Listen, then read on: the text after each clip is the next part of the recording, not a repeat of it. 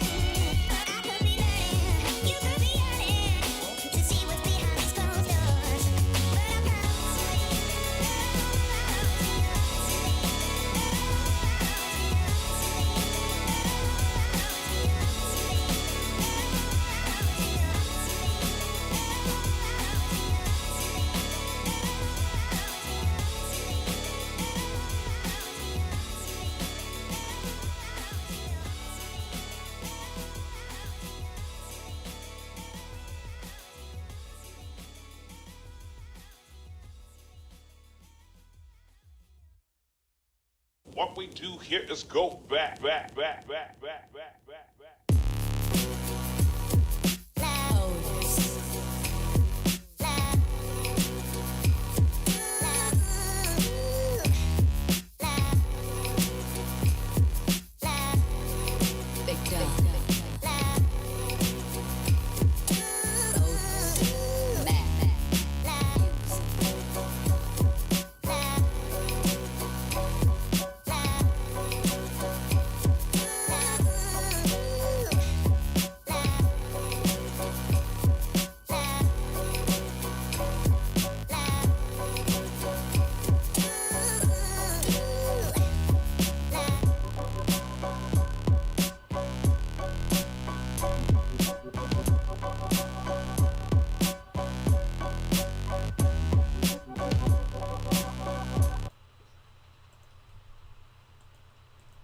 Hey everyone, Steven and Jessi here. Steven Jensen up top on the screen, Jessi Davin below on audio form.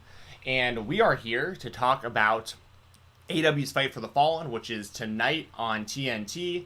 So we're going to give you some predictions for the show. And then we're also going to talk some more GCW Homecoming. I did a full review right here on this channel on Monday. And it was Jessi's... This was your first time watching GCW, right? I watched the Fight Forever. I was actually okay. You know what's really funny is I really appreciated the Fight Forever because I was in labor that entire time, so I didn't sleep. So that was perfect timing then. It was perfect. I literally watched that entire thing because I was up all night in labor. Okay, well, so I watched that. So I had some experience with that. And I've seen glimpses of like Joey Janela's Spring Break, which I think is GCW, isn't it? Yes. And then For the Culture, a little bit of that here and there, but I've never, other than the Fight Forever, I've really never sat down like watched a full show, let alone 2 nights of it. So this was like my first full GCW like traditional experiences because they've done Homecoming before, so. Hell yeah. Okay, so yeah, and there's a lot I want to ask Jessi here on this show about what she thought about GCW, because the Fight Forever show, like that was obviously a 24-hour show, so there was like a whole bunch of different stuff throughout that. This was like a straight up like GCW weekend, and then there was obviously like really big news that came out of the weekend. So yeah, we'll talk about that on the stream as well. So it's going to be mainly Fight for the Fallen predictions, and then I'm just going to ask Jessi some thoughts on the GCW homecoming shows this weekend. So as always, if you guys have super chats, donations, super chats go right through YouTube. The donation link is in the description below. Anything that you send us will ensure that you get your comment read out, your statement read out. We will answer any questions you got, whether they be AEW related, GCW, even WWE, UFC, like whatever, pro football related, doesn't matter. If you send us money through super chats or donations, we will make sure to try to give you your money's worth and talk about that subject for you. This will also always go on the audio feed the next day on the Fight Talk podcast, so always keep in mind that any questions you ask, even if you're here live, like you'll see it live, but the audio listeners will also be able to have a chance to listen to your question or hear your statement and stuff through the audio feed as well.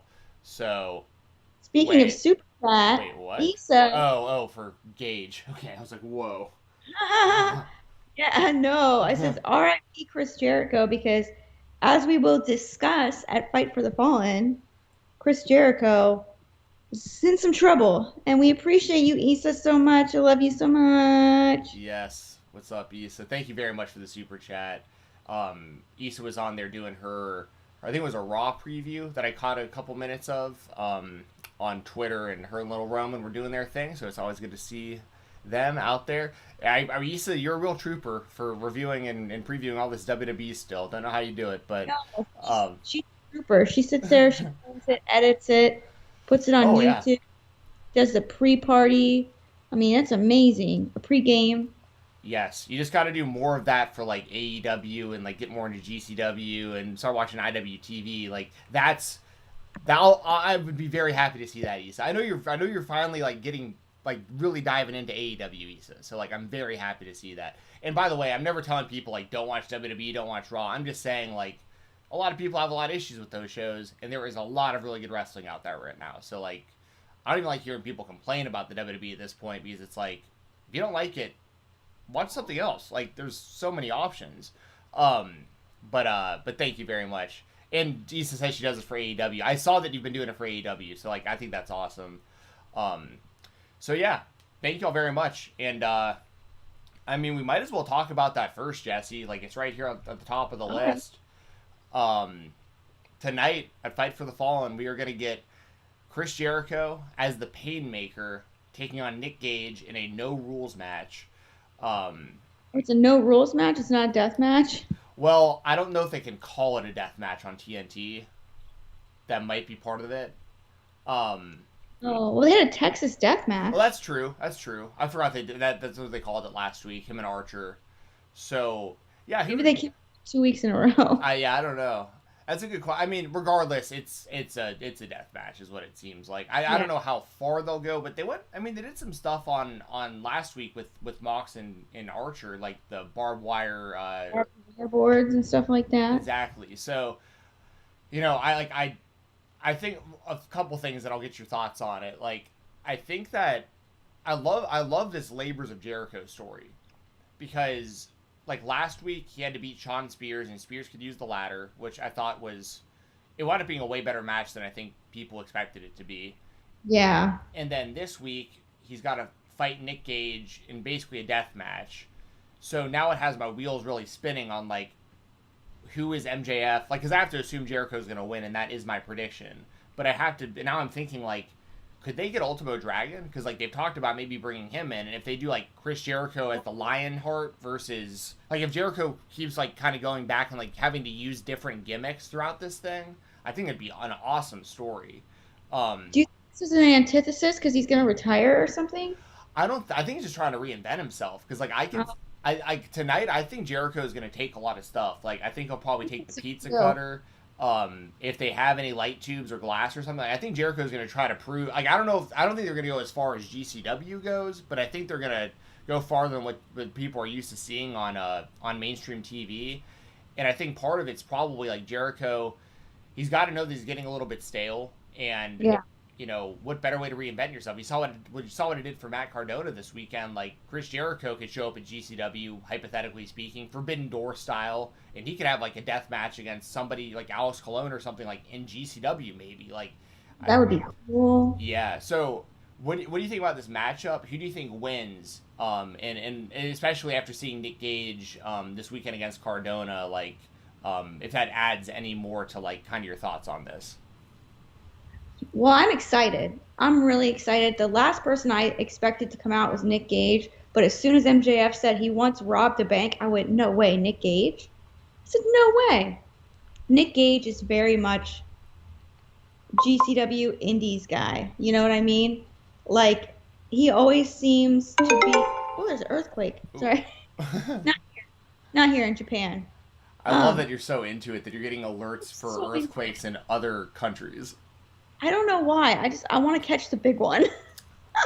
Fair enough. But anyway, um, he always seems like me. We'll talk about it later, but you watch his entrance in GCW Homecoming, and he's just like hometown guy, home cooking GCW Indies guy. Like he'll always be like the big name on the Indies. He seems like fuck the man. Like very anti-mainstream. So to see him on AEW, one tells me that he respects AEW, which makes me respect AEW even more. And B, it tells me that I think you're right. I think Jericho sees how stale he's getting. I think he sees a lot of the discourse online. You see people making fun of him, going, "Man, Jericho's out of shape." I think we talked about this on Saturday. How he's out of shape, how he looks different. He's, oh, look at Jericho in this knockoff WWE. And I think he sees that his character is getting stale. And I think when you look at Chris Jericho, you see a guy who constantly reinvents himself to keep relevant. And it's honestly the most impressive thing. And one of the greatest things of all time, honestly. I mean, look at what he's done. His last run in WWE with The List. You've got, the Painmaker over in New Japan. You've got, whatever he is in AEW, Judas Man. Right. Yeah. And honestly, it's remarkable. And maybe you're right, because I was starting to get worried. I'm like, oh shit, is he like getting ready to retire or what's going on? But you're right. He's probably just going through these labors of Jericho. He's reinventing himself. And I think it's really beautiful, honestly. Like, it's so creative. And it's, oh man, I don't want to use the analogy, but it reminds me of like some stories in the Bible. It's almost like biblical. Like you look at like the book of Job and like the trials that Job went through and just like kind of stuff like that. I mean, that sounds really far-fetched. I'm sorry. That's all I can think of. But it's like really fantastic, classic storytelling in stages, not only to build for this feud, but to also build respect and to build recognition for Jericho.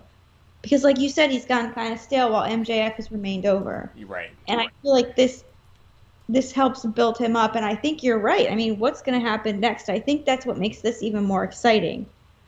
Do I think he's going to win? Absolutely. He has to win. I think Nick Gage will be defeated again. Spoiler, sorry. But I think you're right. I think Jericho takes a lot. I think he definitely takes a pizza cutter. I don't know if they'll do any light tubes because I feel like television production lawyers will get involved with that. Oh, and by the way, I don't mean to cut you off, but I don't want to forget to tell you this. You reminded me. You had asked me about the light tubes over the weekend. There is a specific type of light tube that they use. It's a real light tube, but there's a specific type that they use that apparently like is safer. Doesn't have mercury. I don't know what the exact reason is, but that could be it. I didn't want to forget to tell you that. I did ask, and it is a specific type of light tube. Yes. Because I was so curious, because I'm like, dude, I remember when I was a diver, I used to do platform and springboard diving competitively, right? My coach was actually at the Olympic trials, which is really cool. And we were training one time, and we went into the back room to go do some conditioning, and one of those light tubes had broken. We had to leave the fucking building for one light tube in a giant aquatic center. And I'm like, how could that happen? Yeah. Yes. That answers your question though, because that is a good point. Like, because when you go to these shows live, and I've experienced it myself, where like, if you're in the crowd at these small shows, like you in the crowd will wind up like with that on you. Like sometimes it'll cut like your arms up and stuff because like you're just so close to it that the glass will actually hit you. Wow. Well, thank you for letting me know that. So maybe there will be some fluorescent bulbs and stuff. or tubes. I don't know. I have a feeling it's going to be gnarly and it's going to be fun. I think Jericho bleeds a lot.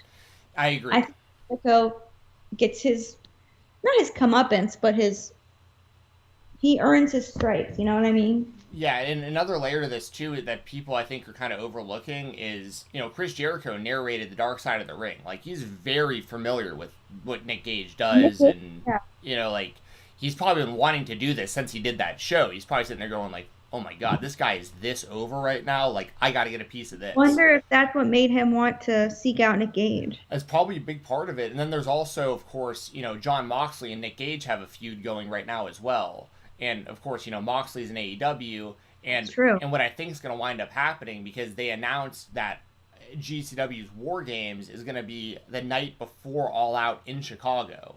So I think we're going to get Nick Gage versus John Moxley at All Out. I really do. So Really? I think so.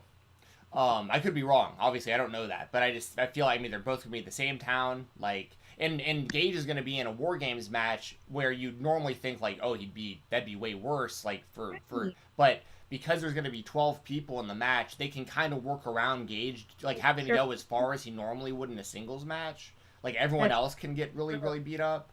Um, so I'm looking forward to all this stuff, and I love that there's like this GCW AEW crossover stuff kind of going on, and we'll talk more about GCW specifically after AEW, but obviously we had to talk about both when it came to this match.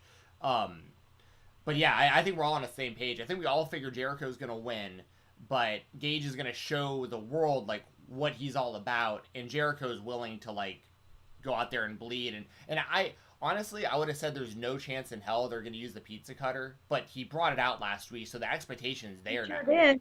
So They better use it now, or else we're gonna all get mad. I love how bloodthirsty you sound. They better use it now.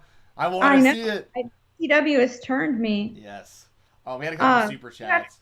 yeah, we do have some super chats from Deshaun. Thank you so much. You didn't, Deshaun, I know you've got to spend your money other places, man. You didn't have to do that. You really don't. We appreciate you, man. Whenever you can, we appreciate it, but man, don't ever feel obligated. We really appreciate you no matter what. And he said, "This is as much as I can do. Hey guys, AEW tonight, yeah." Hell yeah. Yes. Thank you, Deshaun. As always. I mean, you hit us up with super chats so often. Like, we. I know I say it all the time, and it sounds like I'm a broken record. Like, y'all don't understand how much these super chats help me and Jesse. Like these, Well, just especially right now. exactly. Like Jesse's got a lot going on with her family. I'm a freelance worker where like I don't know how much money I'm gonna make each month, like because it just depends on what work I'm doing. So like anytime we get a little extra money, like it goes towards literally getting me food, and also I reinvest it constantly. I'm always looking to like get a better microphone so that it sounds better for y'all listening. I'm looking into getting a better. I mean, I was able to buy a new laptop to stream from because I just kept saving money off of like merchandise for Fight Talk or like these shirts and stuff. Like just anything I make on the podcast, I'm constantly trying to put a little bit aside to make it better experience for y'all that watch and listen to. So thank you so much for everyone who sends these. And I saw that Table Talk Poindexter sent us a super Yeah. chat as well. It says Jericho is going to give us a bloodbath. I think he will leave it all in the ring. The Labors of Jericho is our farewell tour. You guys rock, by the way. I don't think it's a farewell tour. I just think it's a reinvention. But I do appreciate the super chat, and I do agree with the bloodbath. What about you, Jesse? Thank you so much, Tabletop Poindexter. Really appreciate it. I think so. Maybe, you know what it could be? It could be like a farewell tour for him to actually go on tour with Fozzy. That's true. And He could take a little time off for Plaza yeah, Tour. Sure. because I think they are going on tour, and then maybe he comes back reinvented. But like, and you know what? It could be a farewell tour. Do I think it is? I hope not. But you never know, and it certainly does look that way sometimes. But like you said, maybe he's just um like reinventing himself. So you never know. Yeah, I also know that Jericho's said a lot of times throughout his career that like he doesn't want to have like a big send off in wrestling. He wants to like the way like his perfect kind of like exit was when back in like 2005 or whenever it was when he got like fired by Eric Bischoff or whatever on Raw. He like lost to John Cena or something and got like fired and like carried out of the building. Like he was like that was like the perfect send off. He's like, I just want people like he doesn't want it to be this whole like it's my final. I mean, it might wind up eventually being this. I don't know, but he's kind of said like he doesn't want like a big final match, like a big final moment. He just kind of wants to do whatever's best for the show and then just disappear. Like, which I think is pretty badass. That is badass. Throwback with the super chat. What's up, Throwback? I got his book, by the way. Oh, Jericho's book, the list of Jericho. Is that what you're talking about? The like his career list? Yeah, it's interesting. I bet it's really good. I read I own his first two books, The Lion's Tale and the I can't remember what the second. It was like X amount of steps to winning the title or something like that. But A Lion's Tale, I would highly recommend reading. That was an incredible book. One of my favorite stories out of that was he tells this story about how he was in Mexico and he had met Eddie Guerrero, and this is I think before they had both like went to Japan and of course ECW and stuff. But Jericho meets Guerrero in Mexico, and they're sitting around and like they're like smoking weed or whatever, just hanging out. And then he notices a small child smoking a joint with him, and and Jericho's like, "What the hell's going on with this kid?" That kid wound up being Rey Mysterio. God, you way, really? But he looked like a little kid. He was actually like close to their age, but he looked so little and so young. Jericho thought he was a child. He was actually like a teenager. But it's just I love those little stories like that where it's just like, oh my god, that's so funny to think Chris Jericho meeting Rey Mysterio in Mexico, and Rey Mysterio is like a teenager, and he meets him in like they're all like smoking a joint together, and like they all three of them wind up being absolute legends in the wrestling business. Like incredible. Yeah. Another super chat. Thank you, Travis. You want to read this one, Jessi? Thank you, Travis. We got one from Throwback too. Oh, geez, sorry. I skipped over. I thanked him for the super chat, but forgot to read it. Go ahead, Jessi. Yes. Thank you, Throwback, and thank you, Travis. We'll get to yours, Travis, after Throwback. Thank you so much, Throwback. He says, Rosa on this card has me curious. Should be fun. Congratulations to Thunder Rosa, by the way, for officially signing with AEW. Thank you so much, Throwback. Definitely does have me curious as well. What about you?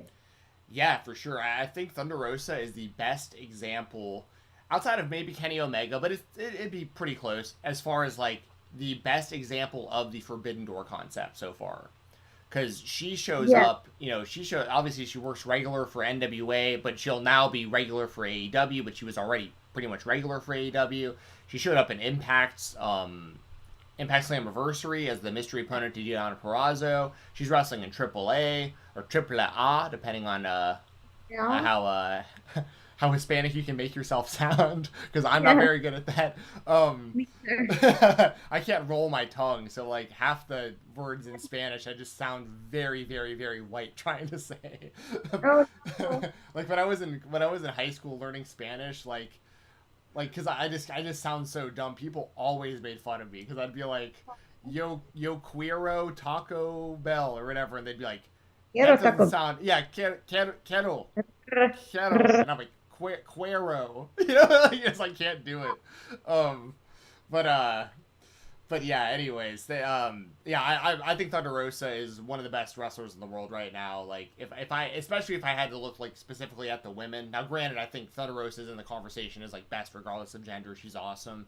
But if you even boil it down to like specifically women, right now, like I really think you have at the tippy top, you have Thunder Rosa, Serena Deeb, Charlotte Flair, Deonna Purrazzo. Like those might be like the four best women's wrestlers. Or Jordan Grace is way up there. They're great. Jordan Grace, bro. Yeah, I mean that's my girl. Like I know. I love Jordan, but and I could extend that list to like 10 or so, right? I mean, you're always gonna have Sasha there and Bayley there and stuff. But my point is, Thunder Rosa's in that league with all of them. So she's in the yes. And honestly, I think I probably prefer Thunder Rosa right now to everyone except for maybe Serena Deeb. Like, I'm really, really high on Serena Deeb's work right now. And that's just a personal preference. Like, you could pick or choose either. I'm definitely not going to make an argument. Travis with the super chat, if you want to read that one out. Thank you, Jessi. Thank you, Travis, if you want to read that, Jessi. You're welcome. Thank you so much, Travis. We really, really appreciate it. It says, looking at the card tonight, looks amazing tonight. What could be labor number three? I think they do cage match considering they only really done one. Travis, thank you so much. That's a great question. I really don't know. I think what you said earlier could be could Ultimo be Dragon. yes. Do you think that would just be a straight up match, or what kind of match would it be? Yeah, that'd just be straight up, I think. I think it'd be more about like Jericho being the lion tamer again, Okay. and Ultimo Dragon. Some of my favorite matches ever are Jericho versus Ultimo Dragon from WCW.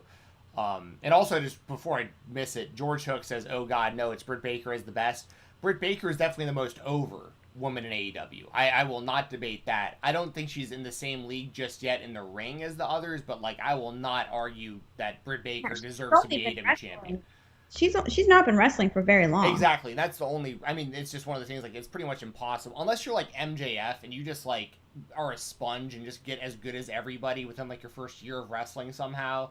Because like that's what people don't realize. Like MJF was good immediately. Like on the Indies, he rose through the Indies so fast. That's why he's only 25 right now, and he's already 2 years in on AEW because he's been. But he's just a straight up wrestling prodigy.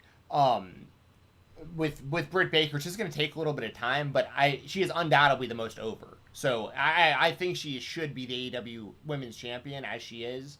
And I love she finally got her action figure. I ordered it. Like trust me, big Britt Baker fan here. Trust me, y'all. Woohoo. But yeah, I think, you know what? I think that's a really great question, Travis, and I'd love to hear what the chat has to say.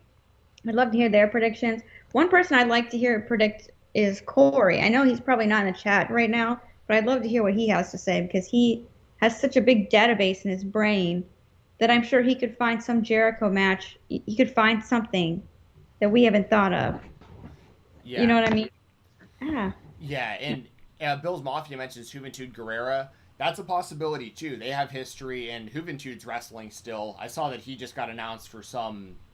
I don't know what show it was, but he's going to be on some like U.S. show pretty soon, and he's probably can still go. I hadn't seen him wrestle in a while, but he was always super talented. Big fan of Hoovy Juice. So my thing is like, I'm such a mark for WCW that like if they can bring anyone from WCW into the company that can still wrestle to any degree, like I'm definitely down to watch it. So, Sure. yeah. Yeah. But yeah, that's a great point though, Travis, or a great line of thinking. Like, because I do think there's a chance we can get a cage match with Jericho. I just don't think it necessarily be like Hoovy or Ultimo, but that's not to say there isn't somebody else. I mean, like, not that I'm like the biggest fan personally, but like there's a lot of history between him and Luther. I mean, you can maybe do like a hardcore or like a cage match or something with the two of them because, and this is nothing against Luther as a person, obviously. It's just the way he's portrayed on the show is more so of like a jobber. So like you wouldn't expect him to beat Jericho, but you know what I mean? So, Yeah. But they do have a lot of history with one another. So I can see that as maybe being an option. Luther's actually the one who told Jericho to start using the lion salt, what I read recently. Really? Which is wild that they've been friends that long. I think Jeremy Lambert's the one who told me that, so shout out to Jeremy. I want to make sure to give him credit for that. But Nice. Love you, Jeremy. yeah, I actually got a Booty Pro Wrestling shirt on the way in the mail right now. Nice. Yeah, I as a joke, I went in. I've never watched the product, right? I've never watched it because they do these fantasy booking shows called Booty Pro Wrestling on Twitch. Him and my boy Joseph Holbert, and those two dudes, like, it's basically just this like, I don't know if you've ever seen it. It's like a pro wrestling simulator where you like type in, and. But, like, I went in the chat, because I saw they were advertising, they were giving away a free t-shirt. So I literally just went in the chat and, like, all caps was just, like, spamming, like, I'm only here for the free t-shirt. And then, like, I wound up winning the t-shirt. so I'm going to, I'll rock that on stream often for those. I love Jeremy and Joseph. Those guys are fucking great. Didn't mean to cuss just then, but I think you did earlier, so I think it's okay.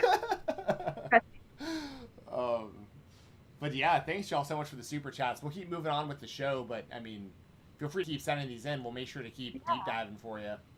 The next match we have, this could be really damn good. We have Santana and Ortiz with Conan as their manager, which I love that they brought Conan in for this. Awesome.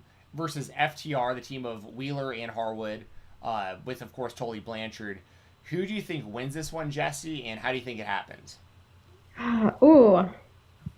Ah, I want to. Santana and Ortiz kind of need a win, don't they? I feel like they. You're bringing in Conan for this. You might as well give him the win. I think. I think. I think FTR is pretty solidified as like a tag team, and they're pretty good. I think. I think Santana and Ortiz win this. I think they need a win. I think they need a win. I think it'll be fun. I'm assuming it's a clean win because I don't really want them to do. Okay, one thing I do have a gripe about with AEW right now is they're doing a lot of like ref distractions and like really long, dumb ref distractions. And you have someone like Aubrey out there who's like on top of everything, and you just make her get quote unquote distracted. It really throws me fucking off. Like, so I really hope they don't do that. But I think Santana and Ortiz win. I think it'd be really cool if they bring back the sock with the lock in it. Yeah. I think that would be really cool. Maybe they do a ref distraction. I don't know. I know I just said I'm pissed off at the ref distractions, but sometimes they work. But a lot of times they last way too long. I'm okay with them occasionally, as long as it's not like every match. You know what I mean? Yeah, they just last a really long time, and it like it can be like for like a quick second. I get that can happen, but they last for way too long. Like it's like a good minute, and I'm like, come on, Aubrey knows to fucking turn around. Right. Like, I'm not staring at somebody like straight for a minute. I'm constantly looking over and making sure shit isn't happening. When there's also the risk of like, because this happens too sometimes, where the ref like clearly accidentally looks too early and like definitely sees what's happening, but then like looks away, and that's always kind of cheesy. Yeah, that's always really cheesy. But I think Santana and Ortiz are gonna win. I hope so. Yeah, this is a really tough one to predict, and that's a great thing. Like I love that it's hard to predict. Yes. Bill's Mafia mentioned that Santana and Ortiz have really upped their games in AEW. He says those white faces are badass. I think what you're referring to is like the dead president's face paint that they do sometimes. That is badass. It really is. Yeah, they wore it Street Fight. Yes, they did, and that's like that's where it's like that's why it's so hard to decide. Is it's like Santana and Ortiz definitely like. If they won, I would have no problem with it. But if FTR won, I'd have no problem with it. Like it's a real win-win. I think Proud and Powerful need the win more, like you're saying. Yeah. But you also have the thing where I think FTR's only loss is to Young Bucks. So it's like, do you? Oh man. It's like, do you keep FTR like super strong heading into like maybe a rematch with them, or if the Young Bucks lose the titles, like FTR is going to get the first shot. Or do you build Santana and Ortiz as the next challengers to the Young Bucks, which I think is also totally possible. I also want to see how Best Friends get worked into this too, because they're still like my favorite tag team. I want to see them. They fucking debuted at All Out 2 years ago. Santana and Ortiz. That's right. The Young Bucks. That's right. So I don't know, man. Yeah, I'm gonna take Santana and Ortiz also though. I'm gonna go. I'm with you. I think the combination of them needing the win more, and also the possibility that there's some fugaziness between like Blanchard and Conan or something, like something could happen that really protects both teams. And also this would set up Ortiz and Santana potentially to fight the Young Bucks for the titles, which is a match we hadn't seen in a while. I don't know if we've seen it in AEW at all. I can't remember. No. Like I said, they debuted after the Young Bucks won the ladder match. Right. At all. Yeah. So I kind of building to that since. Yeah, so... It's a callback they could do. Yeah. Yeah, and Bill's Mafia mentions the Bucks could lose the titles to Dark Order. They could. See, that's the good thing with AEW. There's a lot of options, and they're all good options. Like, there's nothing I'm thinking about where I'm like, oh, that would suck if they did that. It's like, no, that'd be cool if they did all these ideas. So, like, I don't know. We'll talk more about the Dark Order, though, here in a second when we get to their match for tonight's show. Oh, Um, Proud will beat the Young Bucks at Full Gear. okay, I can't remember.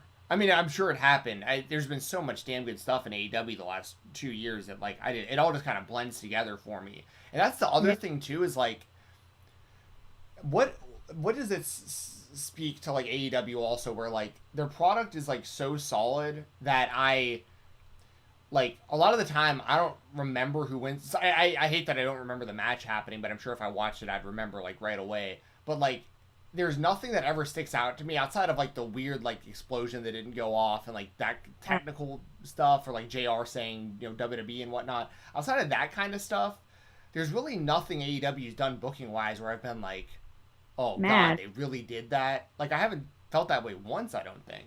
It's all worked and it's all flowed. It's all flowed and it feels like a smooth line of storytelling. You know what I mean? It's not choppy, it's not rough. It's not like WWE where they just scratch something and it doesn't exist anymore.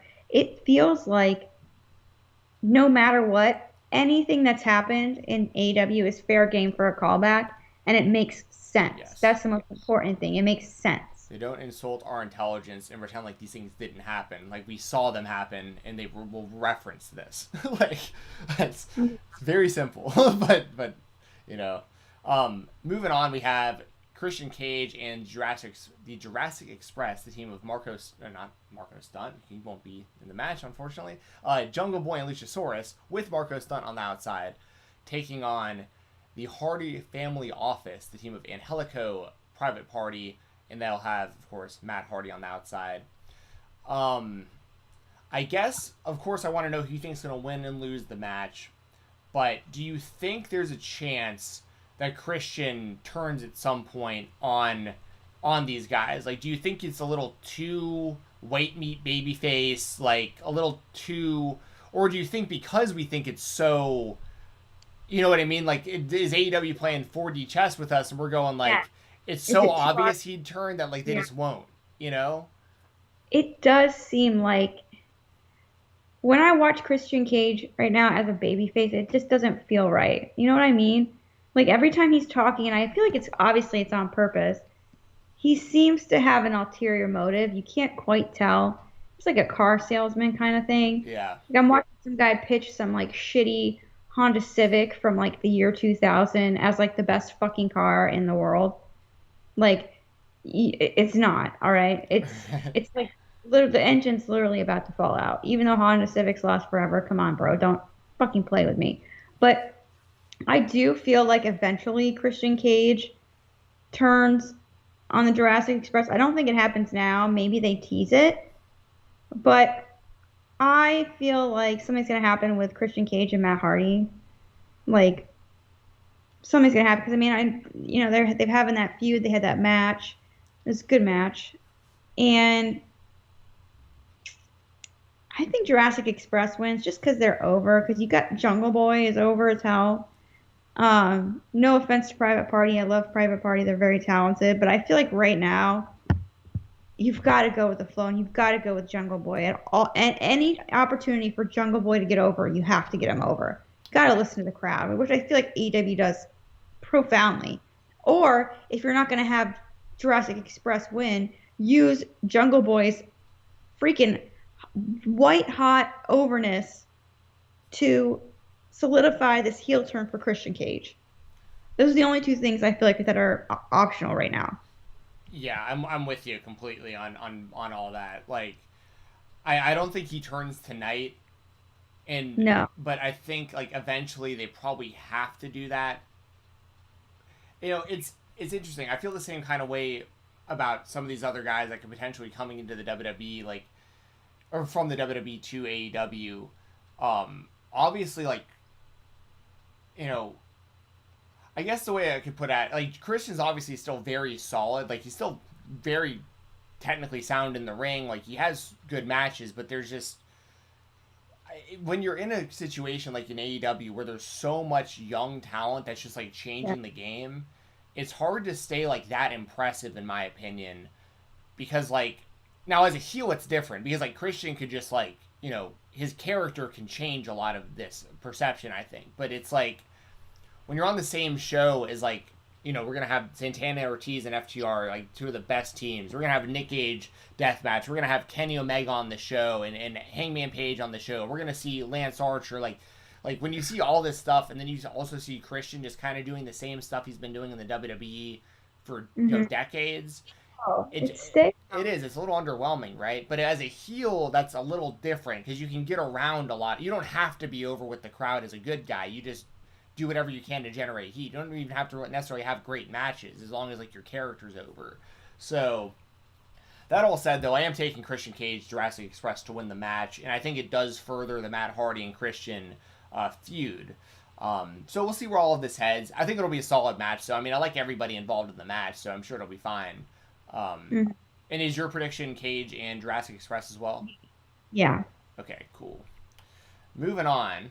Now this is you know what? I'm gonna go to this one first, and we're gonna work into the others because there's so much story in the others. But we have Thunder Rosa versus Julia Hart, who will have the Varsity Blondes with her. Of course, Pillman and Garrison, who both recently officially signed with AEW as well. So congratulations to those dudes.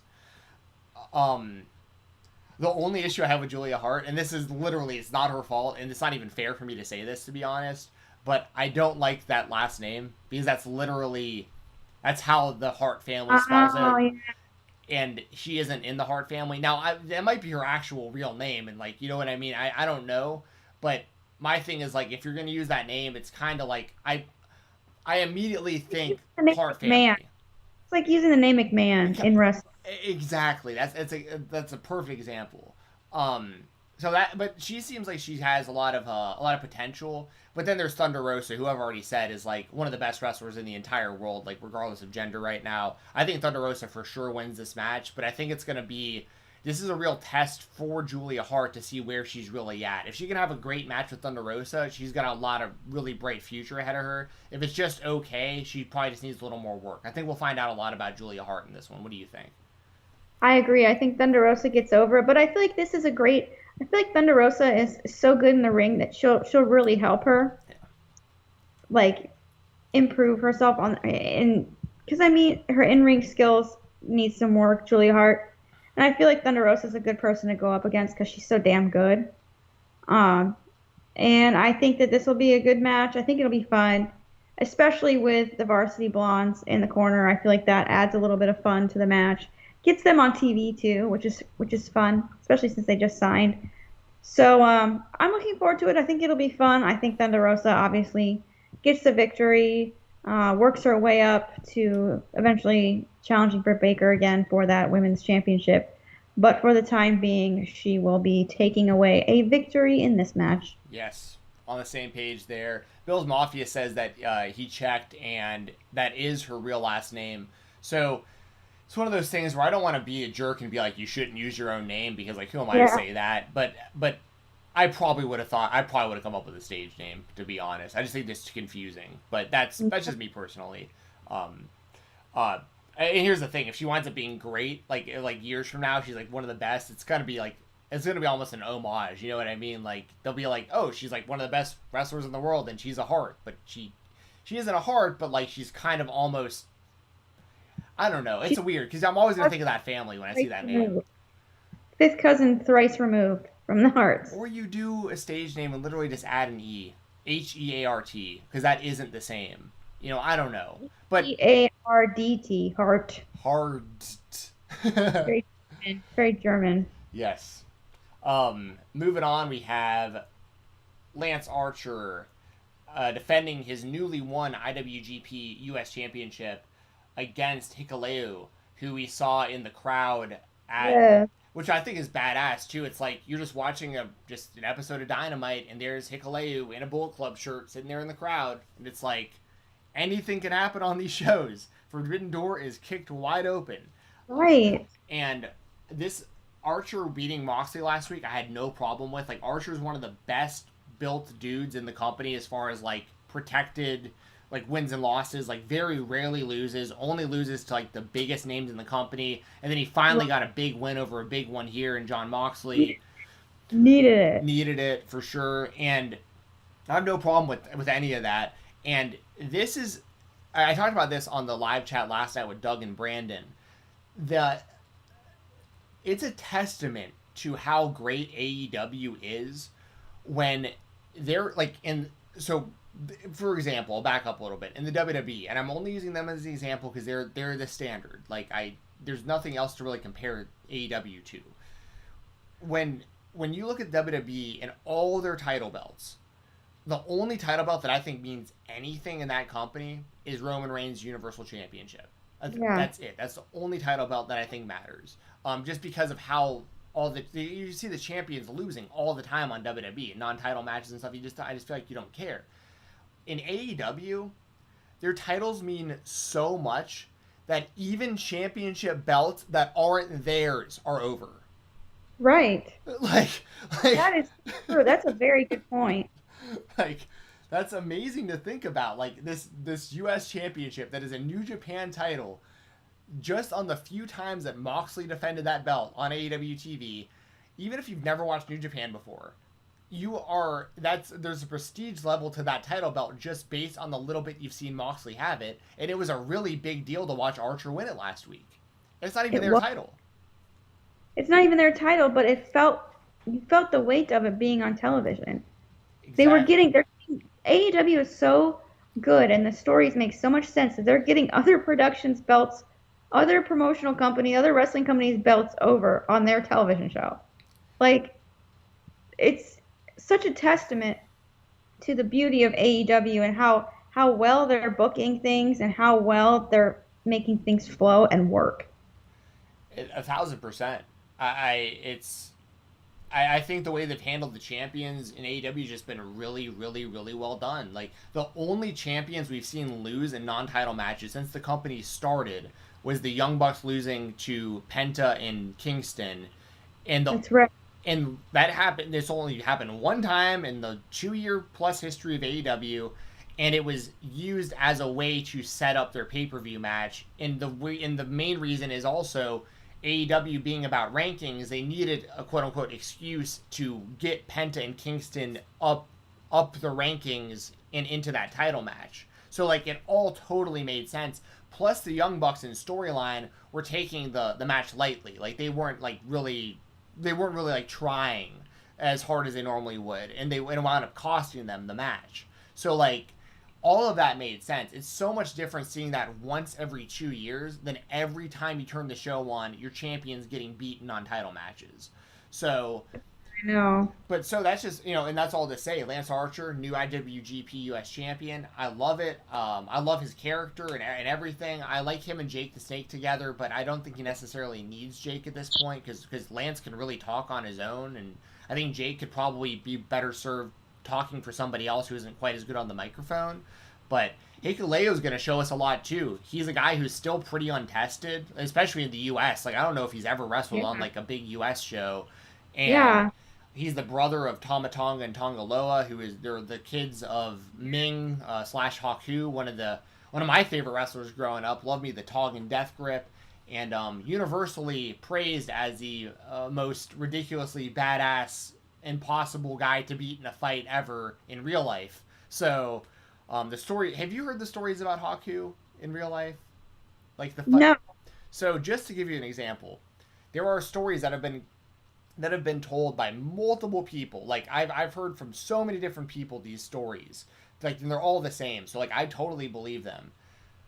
Ming has had things happen to him where, like, apparently he's just like the wrong guy to screw with. Like, you do not want to mess with this dude. And there have been instances where he's gotten in fights with people, like at bars and stuff. There's one time he bit a dude's nose off.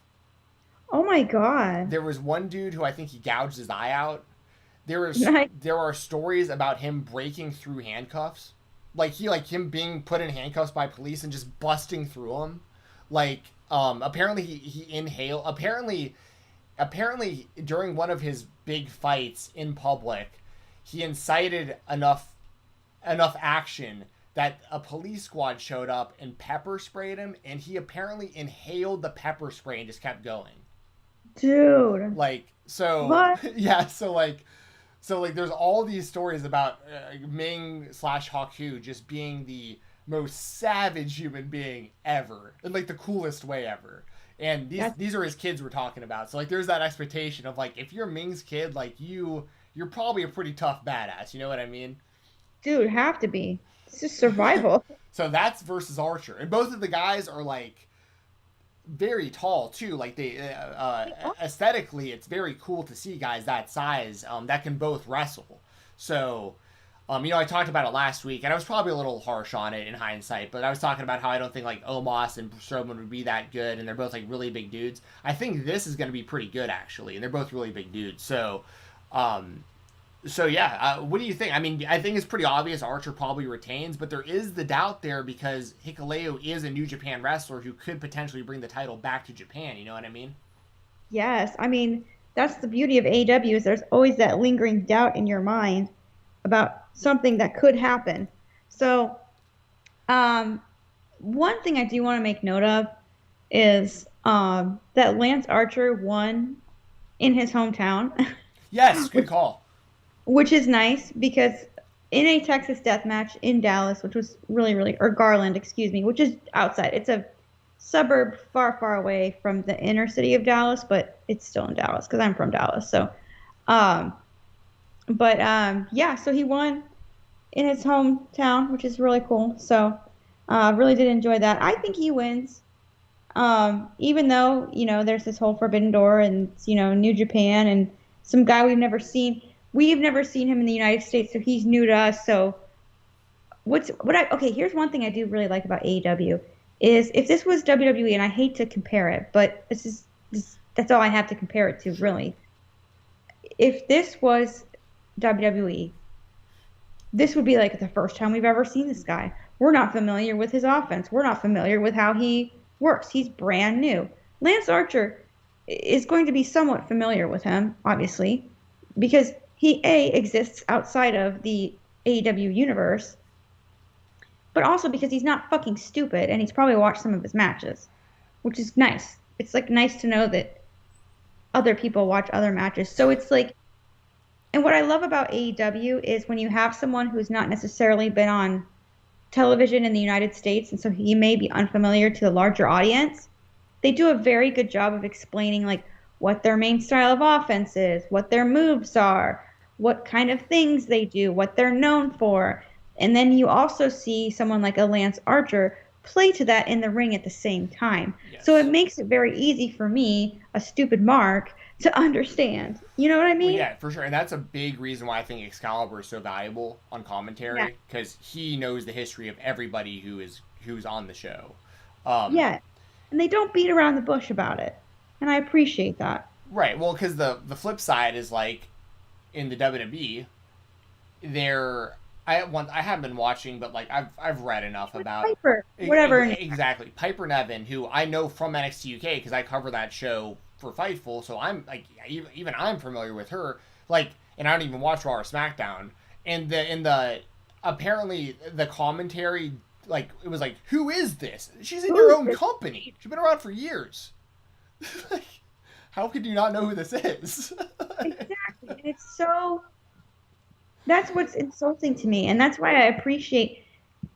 It's not insulting for AEW to think that we don't know somebody and to explain it to me. Because guess what? I'm not that familiar with him. I'm not. I know who he is. I know what promotion he works for. But I don't know his moveset. I don't know what he's like in the ring on the daily against somebody. I just know that he's a New Japan wrestler. I know who his relatives are. I know what he's about. I know who he represents because he's wearing a Bullet Club shirt. I'm sorry. I'm not going to take the time to, like, go and watch a bunch of matches before this. Sure. I'm sorry. I'm just not. Even though I'm a huge fan, I'm just not. And you know what? I don't have to because AEW is going to explain it to me. Exactly. So I think Lance Archer gets the win. But I think it would be really fun if whenever they're defending this title, like whoever the next challenger is like in the crowd. Yeah, that'd be kind of cool. So, I don't know. That'd be really fun. There could even be a run-in or something like after the match, like someone comes, or another Bullet Club member maybe or something. I mean, because also, Jay White is in Impact Chris now. Bay. Chris Bay, who hasn't, spoiler alert, he hasn't joined the Bullet Club yet. Oh shit! But really? he's on the show up to where they're at right now. he is aligned with Jay White. Like, it's pretty clear that it's heading that way. But yes, at some point during the tapings, he does officially join the Bullet Club. So yeah, that's another. I'm glad you brought him up. I would love to see Chris Bay in AEW. Yes. So yeah, we're both on the same page. Archer probably gets the win here. And I'm glad you brought up the hometown thing from last week, because Archer was actually more over than Moxley was because of the hometown thing. And it was really smart to have Archer win in the main event and make it seem like a really big deal. And guess what, y'all? And I know you watching this all know what I'm saying, but this is to anybody who might hear this that, whatever. The loss doesn't hurt Moxley at all. No way. At all. So it's like, it was a total win-win. Like, you got Archer to another level, which like, it always helps to have more people that are up on. But and here's the thing, I'm always talking about this. Like, when you create outliers in people, like John Moxley. If you're looking at the pecking order of AEW, you have Kenny Omega and John Moxley, and to a degree Cody and Jericho. Like, you have these guys that are like, who I would consider like the tippy top of your company. And you had Archer kind of like right here. There was no one in between the two, but you had Archer kind of right underneath that. And he beats Moxley, and I see Archer on that same level as those guys now. Like, oh yeah, with one felt swoop. Yes, and there's that's the only way you can do that. Like, that's how you get people over. Is like, Moxley was. It could have been any of them, right? If you would have beat Omega, if you would have beat Jericho clean, if but there are certain guys at that level, and the only way to get other people to that level is to have those people around to work with and to eventually beat. Like, Jungle Boy, it's gonna be a while, but we've seen the glimpses already of him going with Omega and stuff. He's still lingering down here, but in a few years, if he beats one of these guys for the world title, then you have another guy in that group in Jungle Boy. Like, it's like, and Darby Allin's like right there too. Right. I mean, it's like, you have all these guys, but it's because you have the foundation there. Like, you have your actual legitimate stars, and they're protected. Like, you rarely see Moxley lose. You rarely see Jericho lose. You rarely see Omega lose. So when one of these guys beats one of them, they're on that level now. And that's so important. So it is important. And, professional wrestling at the end of the day is very simple. And it's a very simple concept. You can make wrestlers look like good wrestlers when they wrestle good against good wrestlers. Yep. That fucking simple. Yep. Doesn't matter a win, a loss. You don't have to do bullshit 50-50 booking. Wrestle good against good wrestlers, and you will become a good wrestler. Very simple. The simplest things in wrestling is actually, I mean, it's so funny because I talk about this a lot too. As a fan, all I want, make it make sense and have good matches. That's literally it. You can give me a surprise every now and then, and I'm gonna I'll mark out, and it's like, that's all I'm asking for. That's literally it. Just stories that make sense and good matches. And what you just mentioned ties into that, because stories that make sense would also include having people who are winners and having people who are losers, and having some of those losers eventually beat the winners. Like, those are all long-term stories that play out. And if the matches are good, everybody's happy. So, Phyllis with the super chat. What's up, Phyllis? It's been a minute. Says, hi, missed a couple of streams, but I'll try to be present on the next ones. Not cool of me, but can you guys recap Proud and Powerful versus FTR? So excited for that one. Thank you very much for joining. Phyllis, yeah, and welcome back. No worries. No pressure. Just come on in when you can. For sure. And as far as Proud and Powerful, in FTR, me and Jessi both took Santana and Ortiz to win. But we think it's going to be, I mean, this could be one of the best matches of the night. Like, this is going to be an awesome match. But we're both kind of thinking, like, Proud and Powerful they may be one of the next challengers to the Young Bucks. And, like, FTR versus Young Bucks wouldn't make so much sense right away right now, because, like, we've seen that and stuff. So, and Jessi, if you want to add anything to that for Phyllis, the super chat. Thank you again, Phyllis. Thank you so much. Yeah, I think you bring Conan in. I feel like that's something special. I don't think that FTR looks bad in a loss. I feel like Santana and Ortiz really need a win. I feel like it would really help elevate them. We were kind of talking about the whole Young Bucks thing, and leading them up to maybe another feud with the Young Bucks, especially heading into All Out when All Out is where they debuted. I think it ties in wonderfully, and we kind of talked about that smooth line of storytelling within AEW that works so well.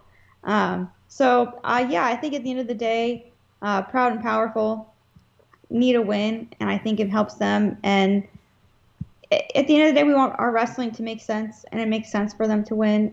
But either side, neither one can look bad in a loss. But I think that if you look at who needs it more, it's definitely Proud and Powerful. Exactly.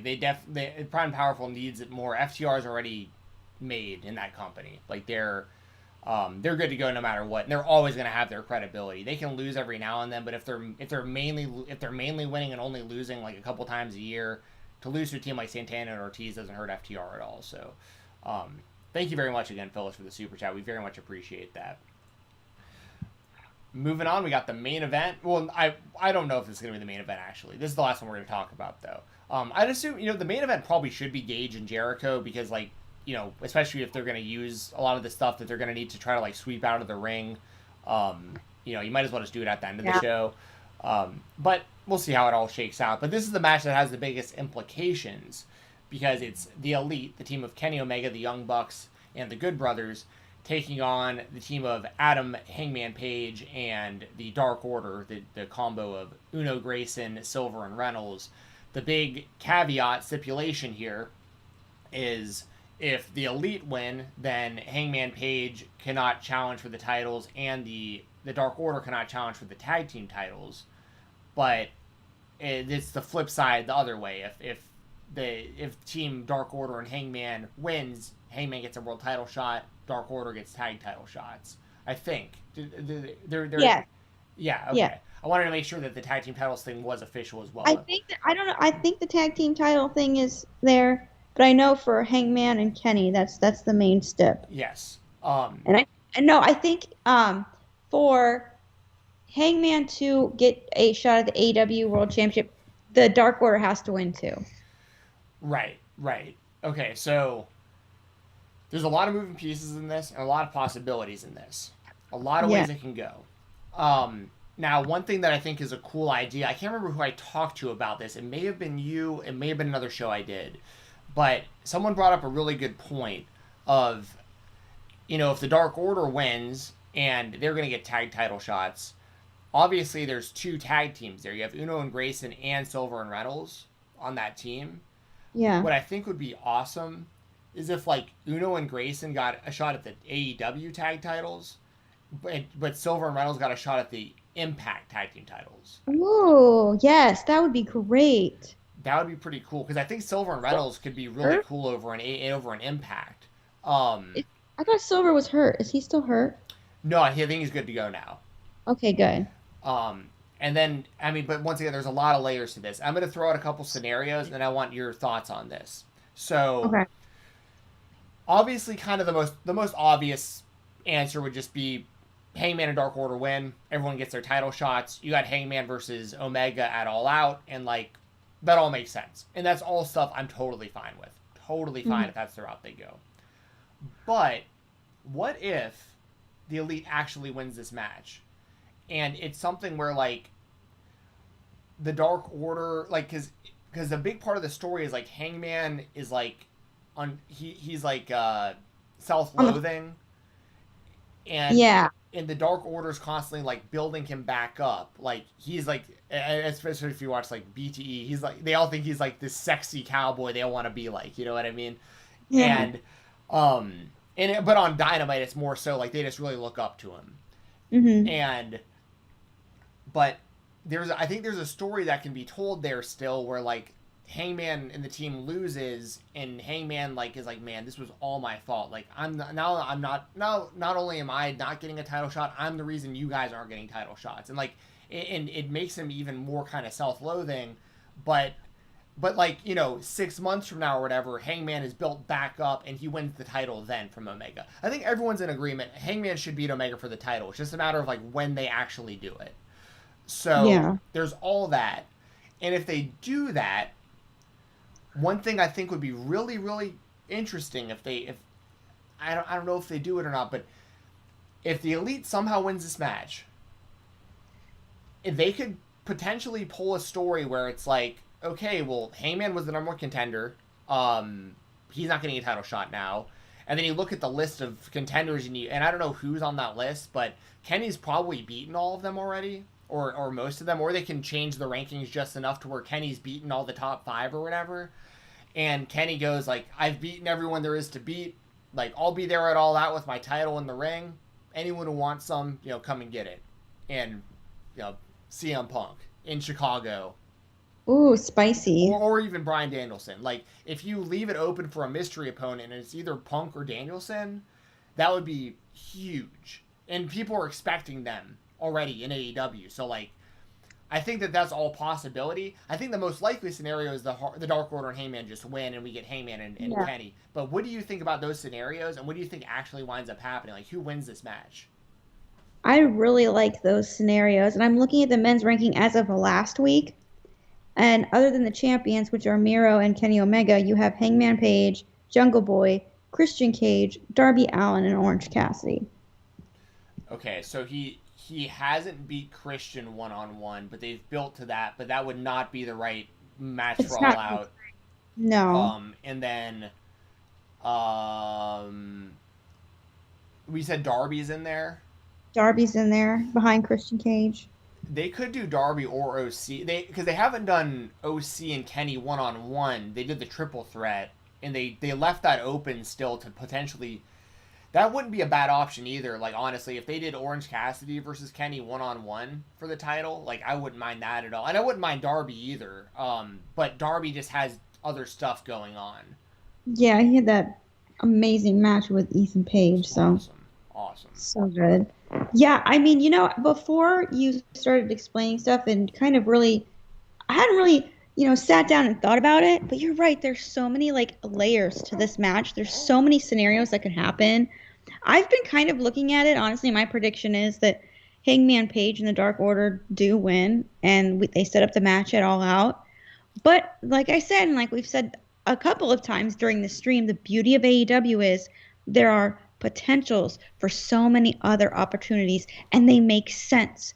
It makes sense for the Elite to potentially win because they are monster heels right now in AEW. They love to be hated. This would be like a Matt Cardona kind of thing. You know what I mean? Not to that level. What you mean, though, yeah.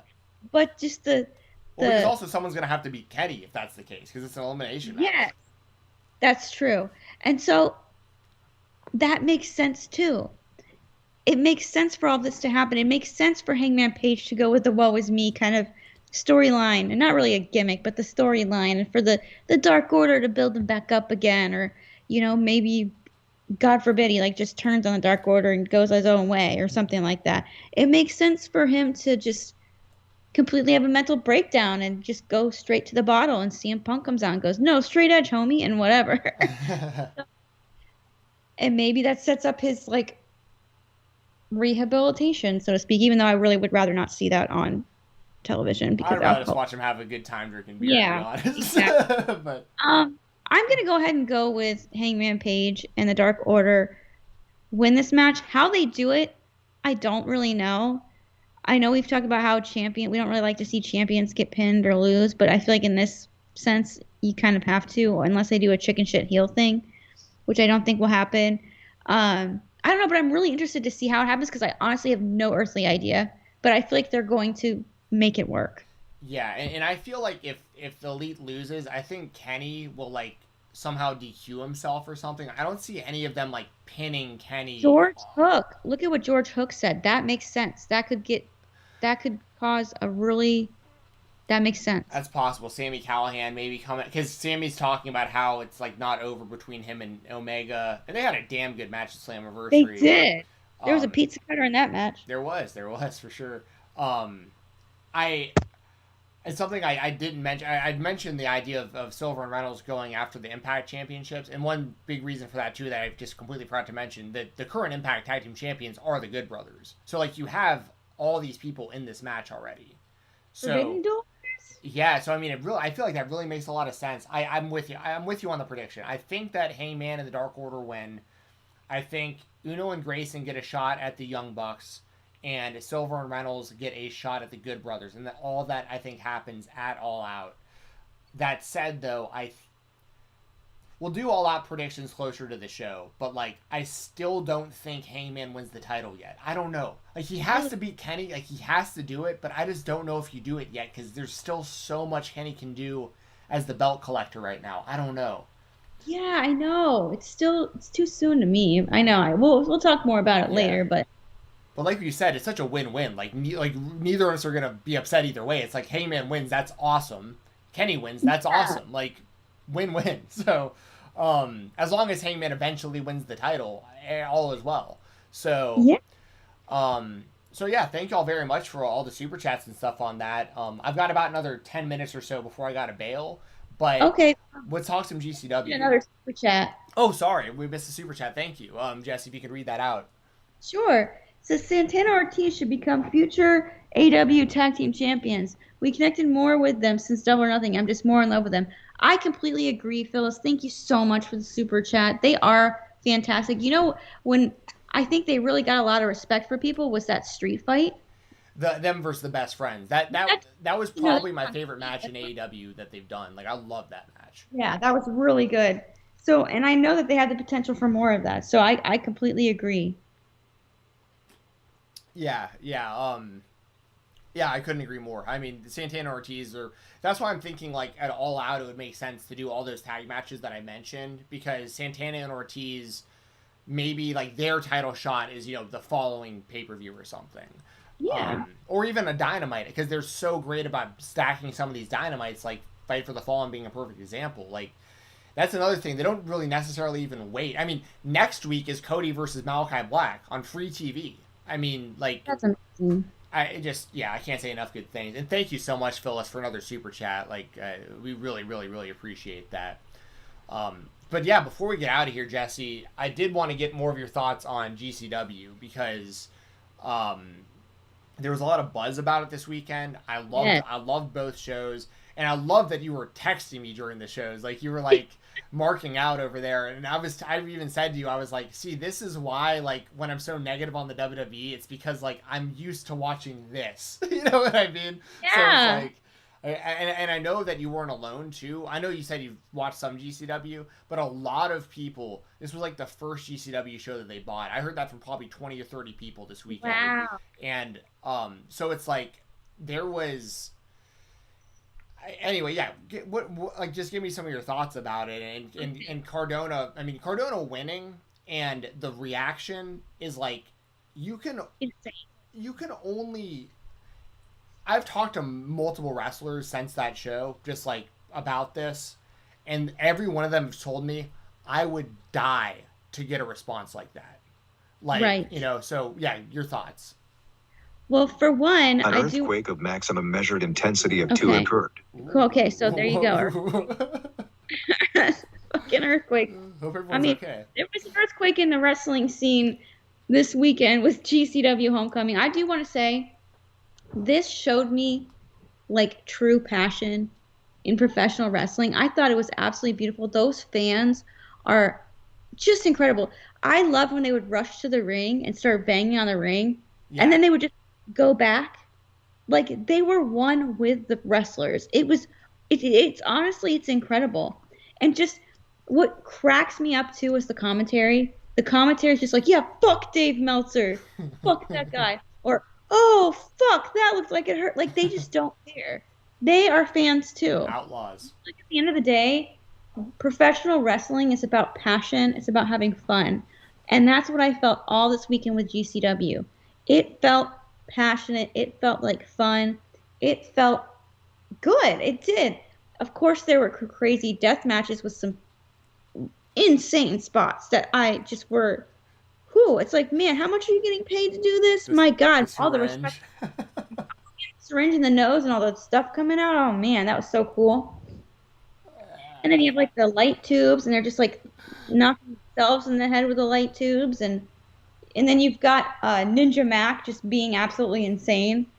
And I had so much fun watching these shows that I actually did tune into day 2, which happened to be earlier on in the day. I watched that over like the Olympics, which is a big deal for me.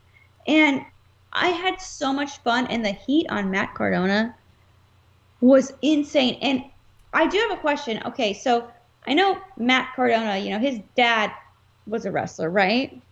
I don't know, like, I really don't know. I know his dad's like super supportive over what he does, and maybe he like Okay. helped promote here and there. I know his dad owned a gym, and I think his dad was linked to like the American Gladiators in some way.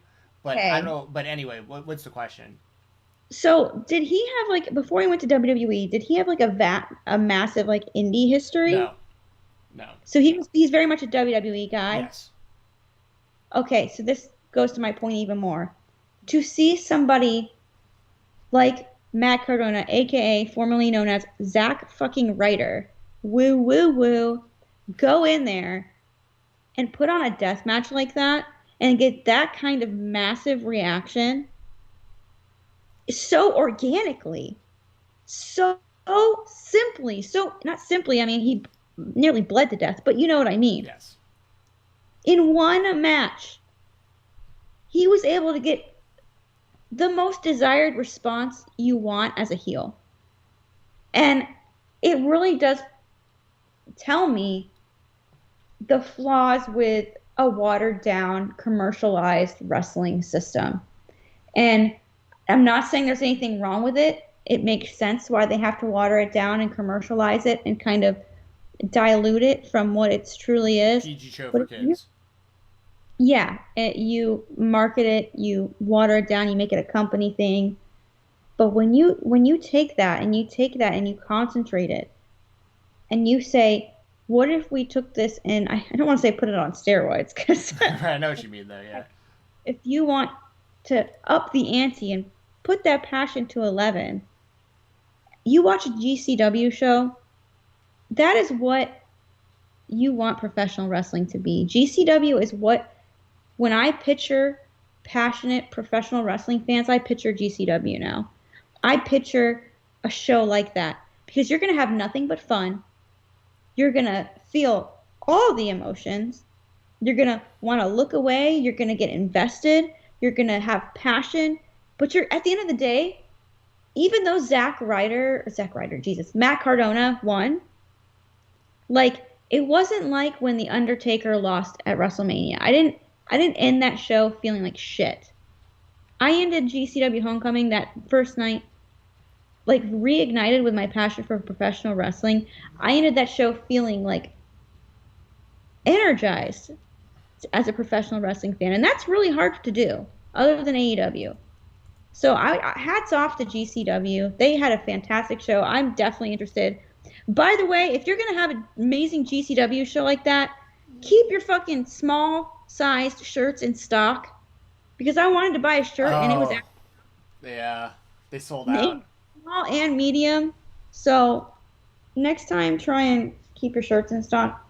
But yeah, GCW was absolutely fantastic. That's awesome. I love hearing that from you because I push this stuff pretty hard. Like I've definitely It's become cool. more known as the guy who like the indie dude, which I love. Like that's like the biggest respect I can get, I think, from the wrestling community is when Yeah. somebody's like, "Yo, I watch GCW because I keep hearing you talk about it." Like that's where I'm like, "Fuck yeah!" Like that's what I'm trying to do. Like I'm never telling people not to watch WWE or not watch any certain company. I'm just saying there are options, and Mhm.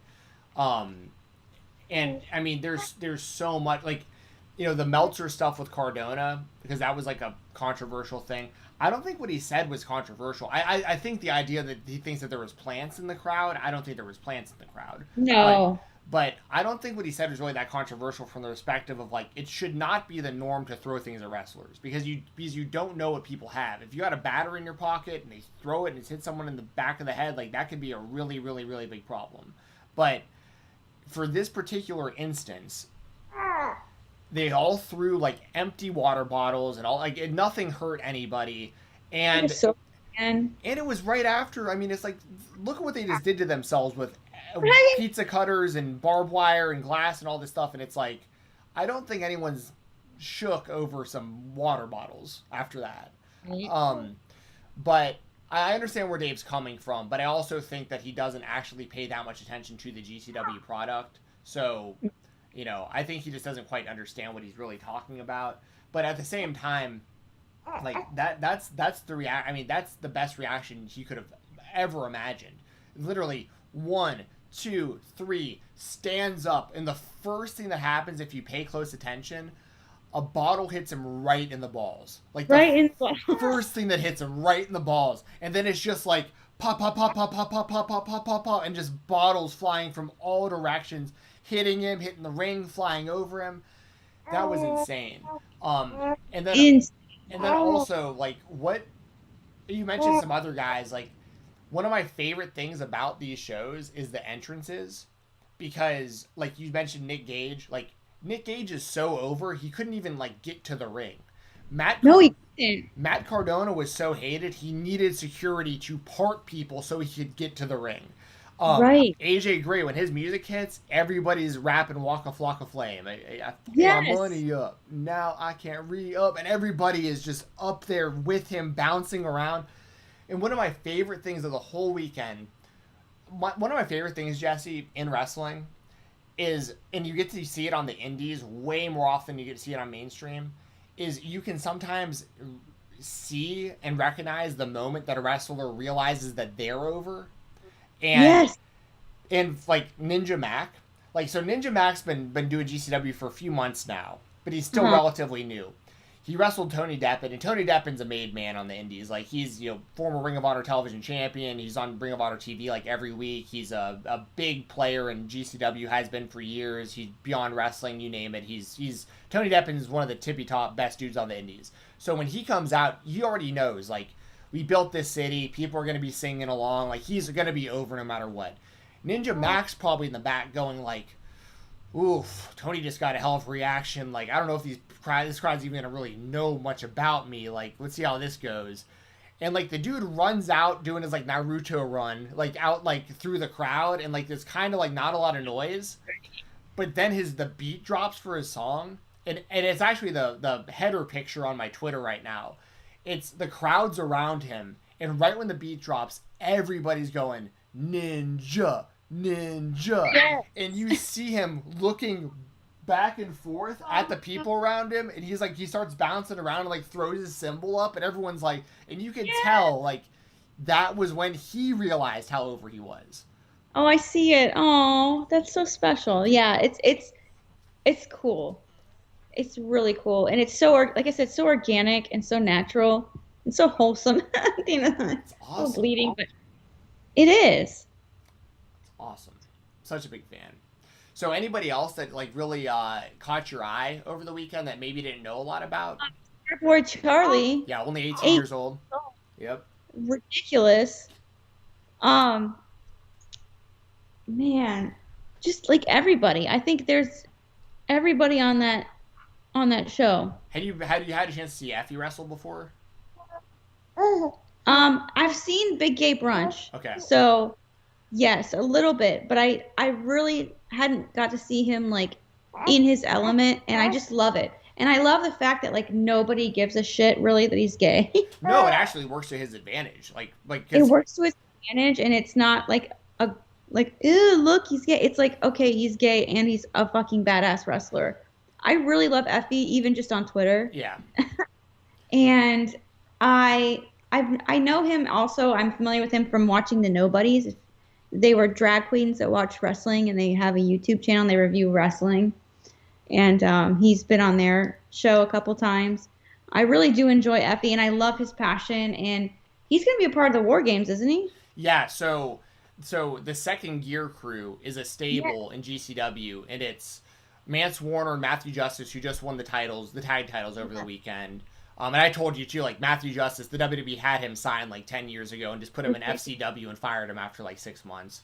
And also in that same group is Effie, AJ Gray, Alley Catch, Manders, but Manders wasn't on the shows this weekend. But like that's the Second Gear Crew. So like you have this like, it's like, to me, like on paper, it looks like the most random assortment of friends because it's like people from like you got Mance Warner, who's like the Southerner dude, like lariats and light beers is his like whole gimmick, and he's Mancer. And then you got Matthew Justice, who's like a total metalhead, just trying to carry on the legacy of ECW. Basically, you've got Alley Catch, who a female in the group, but also gets like very vulgar and does death matches and stuff. You got Effie, who's like the in your face, I'm gay, and if you have a problem with that and you're a homophobe, I'm gonna kick your ass. Like, he's like Effie's awesome. AJ Gray is a dude who I'm always saying like he's like our generation of what like an All Japan pro wrestler was in like the early 90s. He's so talented. I love AJ Gray. Yeah, and him and Nolan Edward had a great match over the weekend too. Like They sure did. so like I mean there's so much good stuff there. And that's what and so War Games is going to be part of SGC, so it's going to be Manders or sorry not Manders, Mance Warner, Matthew Justice, AJ Gray and Effie from the SGC, and they're going to be teamed with Alex Colon, who just lost the Ultraviolent Championship to Drew Parker, and Nick Gage. So that's Team MDK, aka Team GCW, basically. And then 440 is going to be Ricky Shane Page, Atticus Kogar, The Bev, Eric Ryan, Eddie Only, and Gregory Iron. So on paper, Team GCW should win this match because, like, I'm a big fan of all these guys, but like Eddie Only and Gregory Iron are used more as kind of like chicken shit heels. Yeah. And like the Bev and Eric Ryan, I think are both pretty good, but not like great. But Atticus Kogar and RSP are both like big money in my opinion. So, but anyways, that all being said, like that's what War Games is going to be, and I think that's going to be the final blow off for RSP versus Gage, because something that just to kind of catch you up, and we'll jump off stream here in a second, but just to catch you up on kind of the lore and history of this. Basically, what happened was Nick Gage was the GCW champion for years straight. Like he had a super long title run, and he wrestled AJ Gray in a one-on-one match for the title like 2 years ago, and Ricky Shane Page interfered during the match. And AJ Gray didn't like know the interference happened, but like took advantage and won the title from Nick Gage. Like AJ Gray broke Nick Gage's like years long title run. And sorry. Okay. And then right after the match, RSP challenged AJ Gray and won the title. So AJ Gray only had the belt for like a few minutes, but RSP didn't beat Gage for the title. He beat AJ for the title.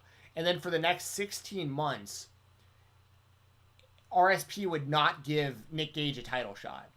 And that's what culminated at Spring Break. That was finally Nick Gage getting his hands on RSP for the first time in like a year and a half of trying to get a shot at his championship that he never lost. And he beat him for the title. So everyone figured that was the end of it. But now it's like RSP helped Cardona win the title, and now we're going to have this War Games match. But that kind of catches people up who might not have been watching. That's why this whole War Games thing makes sense. That's why RSP and Gage hate each other so much, and like where we're at with all this right now. Nice. That's fun. Long-term storytelling. Yes. Make it make sense. Yes. But that's I gotta bail because my dad's gonna be here soon. That's fine. Where me and him are gonna go hit Dave and Buster's together today. So, if you want to support us, hit the links in the description. Yes. Make sure to follow Music City Toys and Collectibles and check them out on all social media. Make sure to hit up my brother Brian Jensen at Boxing ATL. He'll help you, with anything you're looking for, whether you have like neurological issue or you just want to become like a fighter or you want to know self-defense. That's Instagram.com/BoxingATL for Brian Jensen. And of course, WrestleRumble.com. They have contests going on constantly. Make sure to follow them on Twitter at WrestleRumble to stay up to date with all the contests and join in right now. Right now, they have that Seinfeld style drawing of The Rock, Austin, Undertaker, and Savage. So that's everything I've got. And Jessi, please make sure to plug everything you got before we get out of here. Hit that like, subscribe if you haven't. We'd really appreciate your subscription. Thank you so much for the chat. You guys are awesome. Thank you so much for all the super chats. And onlyfans.com/Jessi the Buckeye. That's where you can find me if you want to talk to me. And my baby is mad. And Jessi25 for 25% off your Papa John's pizza order. Yes. That's my dick. Use it. Follow both of us on Twitter. #FightTalk_ for me. Jessi the Buckeye for Jessi. I will be attending a funeral on Saturday, so we won't be doing. We were gonna try to do a show on Saturday, but I will be at a funeral. Rest in peace to my friend Derek Thornberry. I want to give him a shout out right now and his family. His brother Jason is one of my best friends, one of our buddies from high school and college. that died way too young at the age of like 34. So it's a real bummer. It really is, and I'll be doing that on Saturday and paying my respects to him. So once again, memory here with my friend Derek Thornberry and his brother Jason and their whole family. And it really sucks, but we'll get through it, and that's everything I've got. Jessi, anything before we sign off? Nope, just I'm so sorry for your loss, and I'm sending love to their family. It's such a tragedy. It is, but I appreciate that, and I'll make sure to let everybody know when I'm at the funeral that there's other people that didn't even know Derek that are thinking about their family and stuff. Yes, so absolutely. So that's gonna do it for us today, y'all. We'll probably be back. Potentially maybe Sunday or something if we have time. Maybe over the weekend, if not early next week, but we'll keep you posted. If you're following both of us on Twitter, we always put links out, and if you're subscribed, hit that notification bell. Make sure you know when we're going live. Make sure to hit the thumbs up, and we'll be back soon. Y'all have a good one. You are fun.